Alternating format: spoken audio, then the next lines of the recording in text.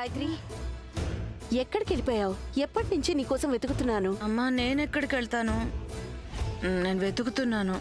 ఎవరిని? ఆయన్నే. ఆయన అంటే ఎవరే? అది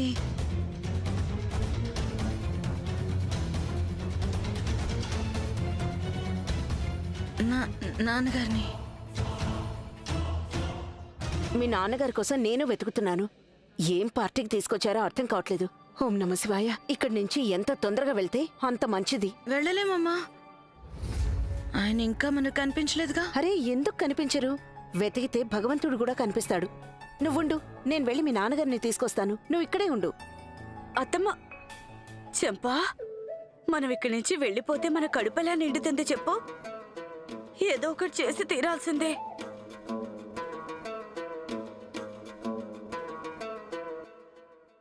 మా ముద్దుల మరదల పిల్ల, ఎవరికోసం ఇంతలా ఆరాటపడుతున్నావు? లేదు వదినా, అలాంటిది ఏం లేదు. మరదల పిల్ల, వరసకు నీకు వదిన్నే కావచ్చు, కానీ నువ్వు నన్ను నీ పెద్దక్కలాగా అనుకోవచ్చు. తల్లితోడు. ఇప్పుడు చెప్పు, అక్క దగ్గర ఎవరైనా మనసులో మాట దాస్తారా గాయత్రి? ఎవరికోసమో వెతుకుతున్నావు కదా. మీ ఇద్దరికీ తెలిసిపోయిందా? ఎప్పుడైతే మన మనసులో గడ్డ మోగుతుందో కావాల్సిన వాళ్ళ విషయాలన్నీ అలా తెలిసిపోతాయి అంతే. పోన్లేమ్మా, నీకు చెప్పాలని లేకపోతే చెప్పొద్దులే, మేం బలవంతం పెట్టంలే. ఏమంటావు చెంపా? అంతే అక్క. ఇటివ్వు బాబు. గాయత్రి, ఇదిగో ఈ షర్బత్ తాగు. వద్దు వదినా, ఈ షర్బత్ చాలా చేదుగా ఉంది. గాయత్రి, ఎవరి మనసులో అయితే తీపి జ్ఞాపకాలు ఉంటాయో అలాంటి వారికి ఇలాంటి చేదు కూడా తీయగానే ఉంటుంది. నువ్వెవరి కోసమో వెతుకుతున్నావు కదా, వారు కనిపిస్తారులే. తాగు. ఇది తాగితే ఏం కాదు కదా? అరే ఏం కాదు, తాగు. మేమున్నాం కదా, ఏమైనా జరిగితే చూసుకోవడానికి. తాగు. ఏం జరిగినా మేం చూడ్డానికేగా ఇక్కడున్నది. తల్లితోడు. దాన్ని పాయసం అనుకుని తాగాయి.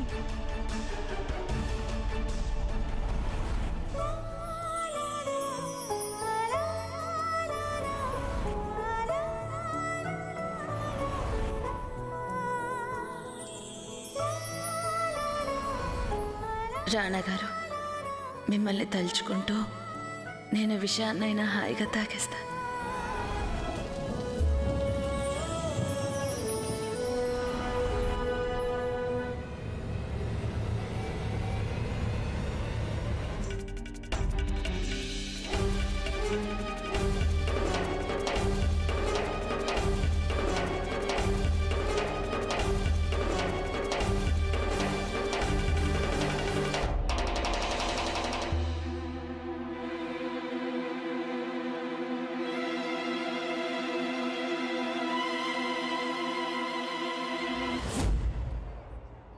ప్రేమ మైకం మధ్య రెండు కలిపి దీని తల మీద సవారీ చేస్తున్నాయి. ఇప్పుడు చూడు, మొత్తం అందరూ ఎలా చూస్తుండిపోతారు.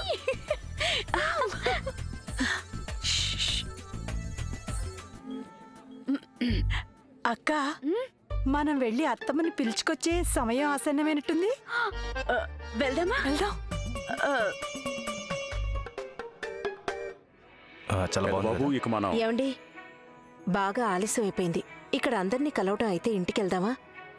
వెళ్దాం. పెద్దబాబుని ఒకసారి రాజమాతకు పరిచయం చేస్తాను. అలాగే నాన్నగారు, పదండి. అత్తమ్మా, మనం అప్పుడే వెళ్ళిపోతే ఎలా? కొంచెం భోంచేసి వెళ్తే బాగుండేది కదా. నేను ఇక్కడేమి మరి ఇప్పుడు మనం సరిగ్గా మహల్ని పూర్తిగా చూడలేదు.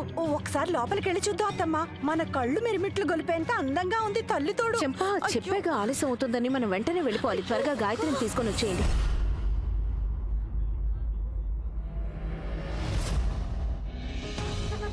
మా కుమారుడు లక్ష్యరాజ్ తన అలవాట్లని జన్మలో మార్చుకోలేరు.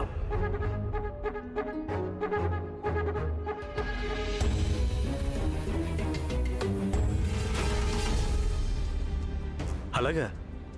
అయితే మీరు రెసిడెన్సీలో బాక్సింగ్ కూడా ప్రాక్టీస్ చేస్తారనమాట. Very interesting. Thank you. నేను ఎప్పుడు అనుకుంటూ ఉంటాను, మా రాజ్యంలో ఇలాంటి ప్లేయర్ ఒక్కరైనా లేరే అని. ఎప్పుడైనా రావచ్చు కదా మహల్కి, వచ్చి మీ టాలెంట్ ప్రదర్శించవచ్చు కదా. చూడండి చినరాజా వారు, మాకు రెసిడెన్సీ నుంచి బయలుదేరేసరికి రాత్రి అయిపోతుంది. అయితే ఏమైంది, మేము మీ టాలెంట్ని రాత్రిపూట కూడా చూస్తాం.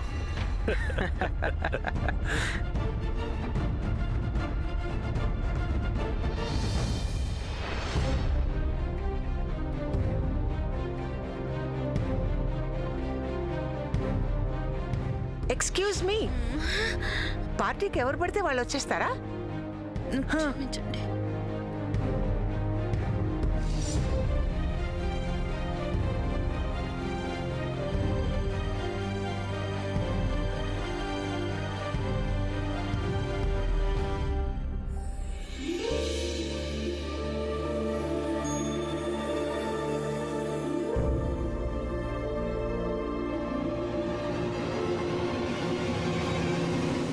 రాణా గారు, మీతో ఒక్క విషయం చెప్పాలి. నేను రాణాగారిని కాదండి.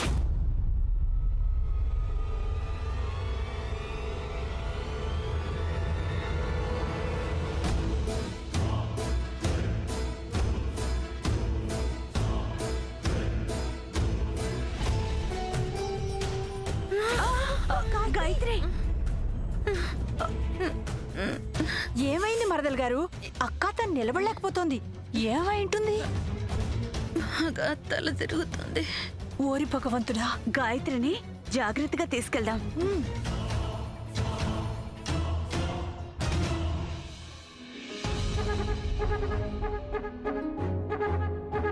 పార్వతి, చిత్తం మహారాణి. వెళ్ళి చిన్నరాజా వారికి గుర్తు చేయి, మిగిలిన అతిథులు వారి కోసం ఎదురు చూస్తున్నారని. చిత్తం. రాకుమారా, మహారాణి గారు పిలుస్తుంది. వెళ్ళి ఇక్కడ నుండి.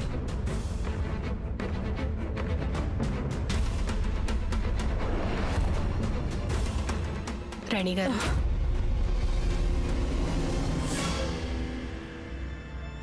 చిన్నరాజా వారు, ఇన్నాళ్ళుగా నిజం దాగి ఉంది కాబట్టి మేము మౌనంగా ఉన్నాం. కానీ అందరి ముందు మీరు ఇలా ప్రవర్తిస్తుంటే మీ బండారాన్ని బయట పెట్టక తప్పదనిపిస్తోంది.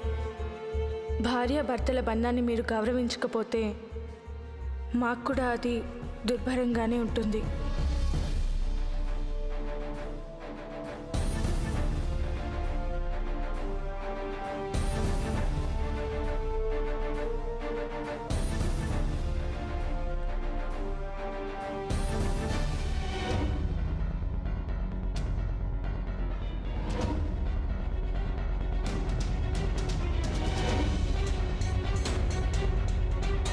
Hi, can I get your drink? పాపం మీరు కూడా మాలాగా జనాల మధ్య ఉన్న ఒంటరిగా ఫీల్ అవుతున్నారా? మొదట్లో ఒంటరిగా ఉండేవాడిని, కానీ ఇప్పుడు లేను. ఎందుకంటే మీరు నాకు దొరికారు కాబట్టి. Get me a drink. Yeah sure, it's my pleasure. Just a minute.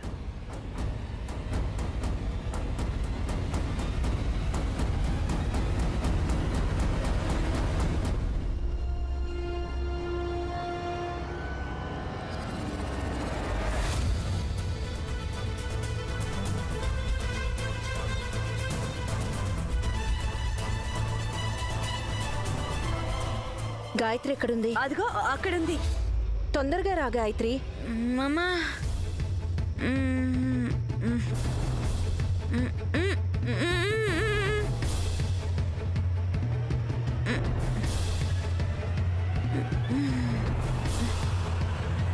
చూసావక్క, Gayatri చక్కగా నడుచుకుంటూ వచ్చేసింది. ఇంకా ఏమీ కాలేదు. చెంపా, ఒక మెట్టు ఇంకా దిగాలిగా, ఆగు. గాయత్రి, ఏమైంది నీకు? అత్తమ్మా, బహుశా గాయత్రి కాలు జారినట్టుంది పాపం. గాయత్రి, నువ్వు మద్యం తాగావా? మధ్యమా? లేదత్తమ్మా, మన గాయత్రి ఇంత పెద్ద పాపం ఎలా చేయగలుగుతుంది? గాయత్రి, నిజం చెప్పు, నువ్వు మద్యం తాగావా? లేదమ్మా, నేను మద్యం తాగలేదు. అదేంటంటే అదే షర్బత్, కానీ బాగా చేదుగా ఉంది ఆ షర్బత్. అత్తమ్మా, ఇప్పుడు ఏం చేద్దాం? గాయత్రి ఏమో మద్యం తాగింది. ఏం మాట్లాడకండి మీరిద్దరు. ఏం మాట్లాడాలనుకున్నా ఇంటికెళ్ళి మాట్లాడుకుందాం. ఇక్కడ పరా ఇంట్లో గొడవ పడాల్సిన అవసరం లేదు. మరి అత్తమ్మ, మావయ్య గారికి చెప్పడం మా బాధ్యత కదా. ఆయనకు కూడా తెలియాలి కదా. మరి ఆయన చిట్టి తల్లి ఏ మార్గంలో నడుస్తోందో. నోరు మూస్తావా? ఇంటికెళ్ళి మాట్లాడుకుందాం అని చెప్పానుగా.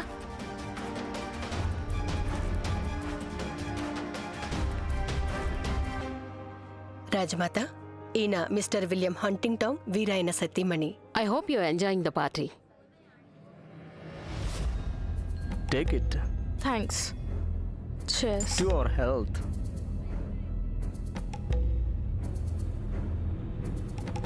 మీ చుట్టూ రాజమాత ఒక్క నిమిషం. Excuse me. Hey look at me. అంటే మీరు ఏం కొత్త సమస్య వచ్చి పడింది మాదే యశోద? ఉందిలేండి. మేం మాట్లాడుతూ ఉంటే అంతరాయం కలిగించి మరీ పిలవడానికి. కొత్త సమస్య ఇంకా రాలేదు రాజమాత, కానీ వస్తుందేమో అనిపిస్తోంది.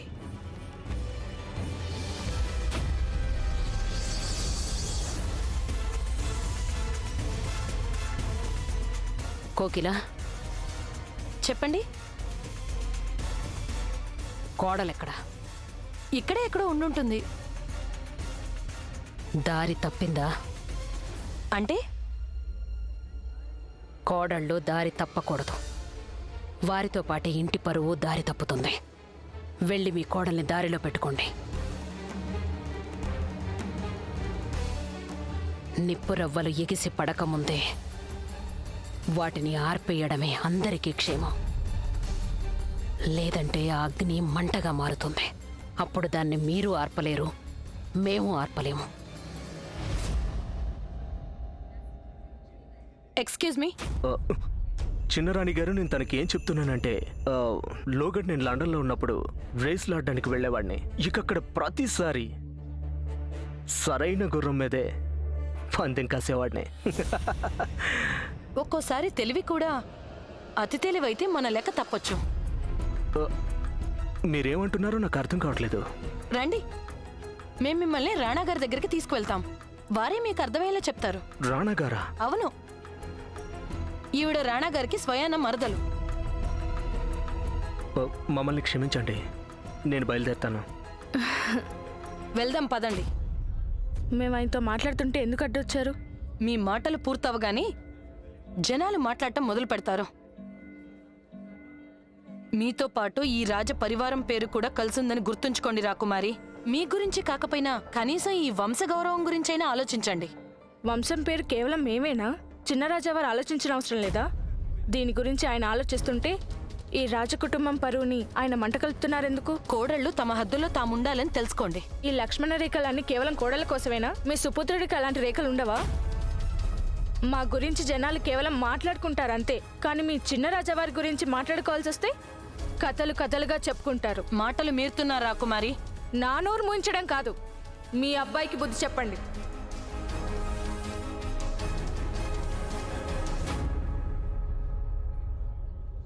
కోకిలని పంపించింది ఈ తమాషాని ఆపించడానికి, కానీ తనే తమాషా చూపిస్తోంది. గాయత్రి పద, వెళ్ళి బండ్లో కూర్చో. లేదమ్మా, నేను బగ్గీలోనే వెళ్తాను. నోరు మూసుకొని వెళ్ళి బండ్లో కూర్చో.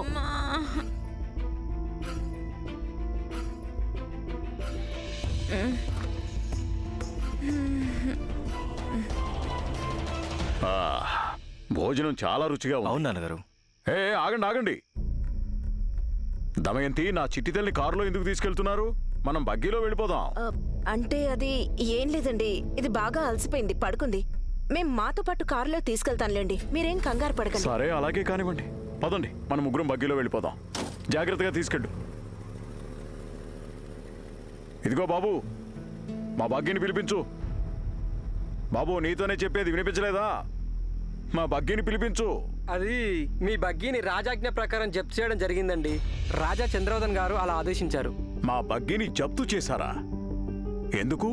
ఎందుకంటే 6 గుర్రాల బగ్గి కేవలం రాజ కుటుంబానికి మాత్రమే ఉంటుంది, ప్రజలకు కాదు. ఈ విషయం గురించి మీకు తెలీదా? నా బగ్గీని జప్తు చేస్తారా? ఈ సేట్ గోవిందాస్ బగ్గీని మొదట అతిథిలా ఆహ్వానించి తర్వాత అవమానం చేస్తారా? తప్పంతా నాదే. నేను రాజమాత ఆహ్వానాన్ని అంగీకరించడమే. మీకోసం వేరే బండి పిలిపించమంటారా? వద్దు. మొదట చెంప పగలగొట్టి తర్వాత మందు రాస్తారా? కానీ ఇప్పుడు మీరు చేసిన గాయాన్ని ఏ మందు మాన్పలేదు. మీ రాజమహల్ బళ్ళన్నీ మీ దగ్గరే ఉంచుకొని ఊరేగండి. మిగతా అతిథుల్ని ఇళ్లకి చేర్చడానికి ఉపయోగపడతాయి. నేను స్వయంగా వచ్చాను, స్వయంగానే వెళ్తాను.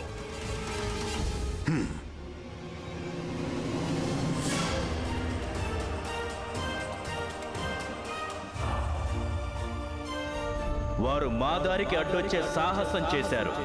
వారికి చెప్పు, వెంటనే కారుని వెనక్కి తీసుకెళ్ళమని.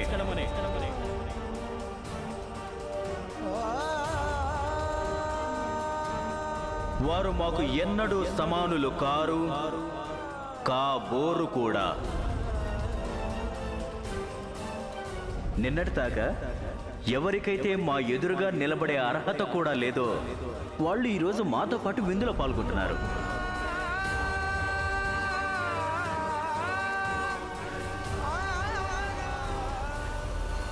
మీకు సిగ్గు బిడియం ఏమీ లేవు. నిజమే, ఏం చేయను? సిగ్గు బిడియం అన్నీ మీ అబ్బాయికే కదా ఉన్నాయి. చిన్నరాణి గారు, మీరు వెళ్ళండి, మేము తనతో మాట్లాడతాం.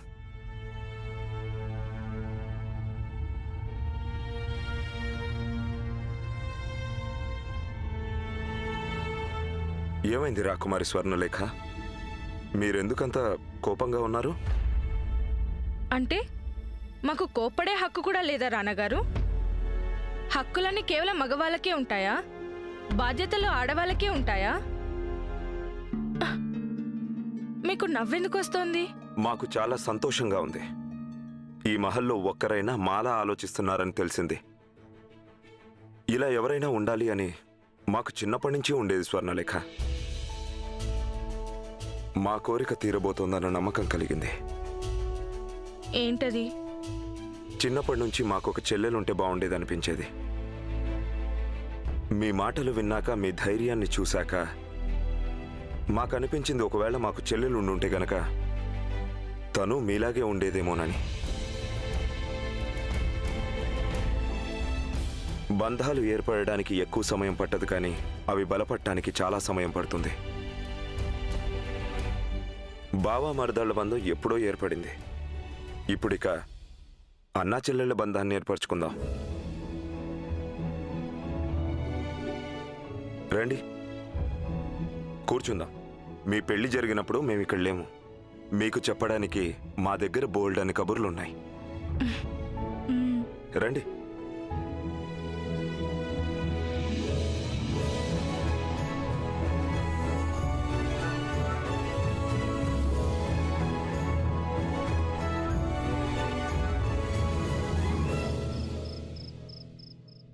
గాయత్రి, నీకు 4 ఏళ్ల వయసున్నప్పుడు నువ్వు లక్ష్మి వదిన తల మీద రాయితో కొట్టి పారిపోయావు. తన కోపంతో నన్ను నానా మాటలు తిట్టింది. మరి ఈ రోజు నీకేమైంది గాయత్రి? నువ్విలా ఈరోజు అందరి ముందు ఈ అమ్మ నేర్పిన సంస్కారాన్ని, నా పెంపకాన్ని, నా గౌరవాన్ని తుంగలో తొక్కావు. అరే, నిన్ను చూసి ఎంత గర్వపడేవాళ్ళం మేము. మా కంటి దీపాన్ని అనుకున్నావు. మా పరువు మంట కలిపావు. అరే, మీ నాన్నగారి పరువును ఈ విధంగా బజార్లో పెట్టే ముందు నువ్వెందుకు చావలేదే?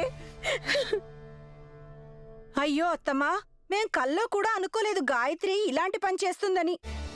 రాజ్మహల్లోని ఆడంబరాల్లో మునిగిపోయి తన సభ్యతా సంస్కారాలనే మర్చిపోయింది. ఇంట్లో టీ కూడా తాగని పిల్ల అక్కడికెళ్ళి. మన కుటుంబంలో ఇంతవరకు ఇలాంటి పని ఎవరూ చేయలేదత్తమ్మా. మీ నాన్నగారు నువ్వు అడిగింది ఏది కాదని లేదు. నువ్వు కోరుకున్నవన్నీ నీ కాళ్ళ దగ్గర ఉంచారు. అందుకు బదులుగా నువ్వు ఆయన తల దించుకునేలా చేసావు. ఆయన్ని తలెత్తుకోకుండా చేసావు గాయత్రి. ఏం జరుగుతోంది ఇక్కడ?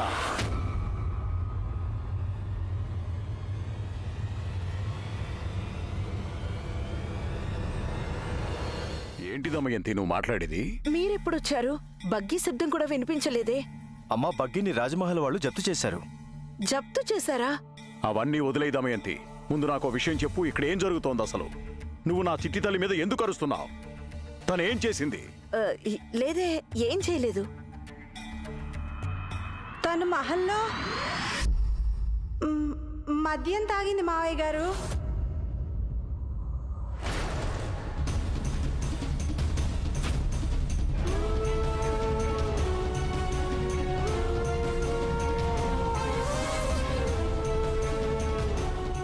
గాయత్రి మద్యం తాగిందా?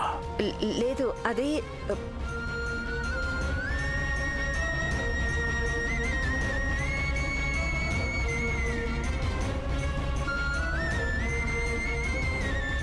నువ్వు మద్యం తాగావా గాయత్రి? నాన్నగారు,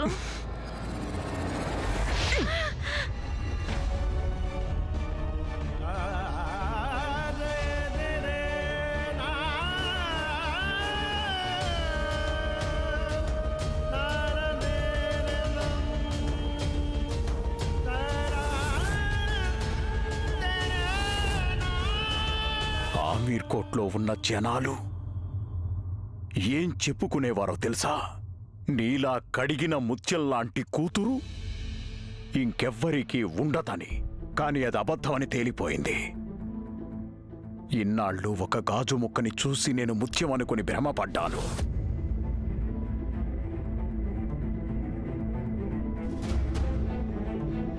నువ్వు మర్చిపోయావు చిట్టి తల్లి. ఆకాశంలో ఎగరడానికి రెక్కలుండడం చాలా అవసరం. గాలిపటం ఎగిరేది దానికి దారం ఉన్నంత వరకే. కానీ ఈరోజు నువ్వు ఆ దారాన్ని తెంచేశావు. నువ్వు మా గౌరవాన్ని మంట కలిపేశావు గాయత్రి.